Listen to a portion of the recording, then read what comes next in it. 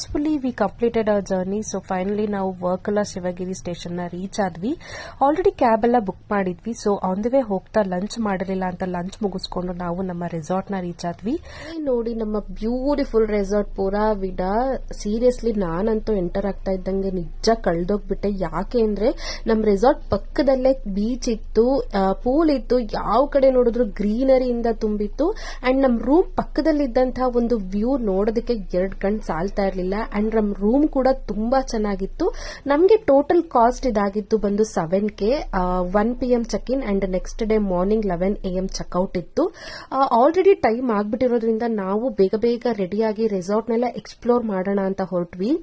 ನಿಜಕ್ಕೂ ಆ ದಿನದ ಒಂದು ಟೈಮ್ ಹೇಗ್ ಕಳೀತು ಅಂತ ಸೀರಿಯಸ್ಲಿ ನನ್ಗಂತೂ ಗೊತ್ತಿಲ್ಲ.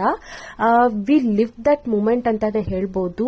We enjoyed each and every single things ಅಂತ ಹೇಳಬೇಕು. ಅಲ್ಲಿ ಡಿಫ್ರೆಂಟ್ ಆದಂತ ಆಕ್ಟಿವಿಟೀಸ್ ಎಲ್ಲಾನು ಕೂಡ ಮಾಡ್ತಾ ಇದ್ರು. ಸೀರಿಯಸ್ಲಿ ಹೇಳಬೇಕು ಅಂದ್ರೆ ನನಗೆ ಈ ಒಂದು ಪ್ಲೇಸ್ ನಿಜಕ್ಕೂ ಸಿಕ್ಕಾಪಟ್ಟೆ ಇಷ್ಟ ಆಯ್ತು. ಯಾಕೆ ಅಂತಂದ್ರೆ ಈ ಒಂದು ಪ್ಲೇಸ್ ನಲ್ಲಿ ಸನ್ಸೆಟ್ ಆಗೋದನ್ನ ನೋಡೋದಕ್ಕೆ 2 ಕಣ್ ಸಾಲಲ್ಲ ಅಂತ ಹೇಳ್ಬೋದು. ನಿಜಕ್ಕೂ ನಾನು ಇದನ್ನ ತುಂಬಾ ಹೇಳಬೇಕು ಅಂತ ಹೇಳ್ತಾ ಇಲ್ಲ. ಸೀರಿಯಸ್ಲಿ ಈ ಪ್ಲೇಸ್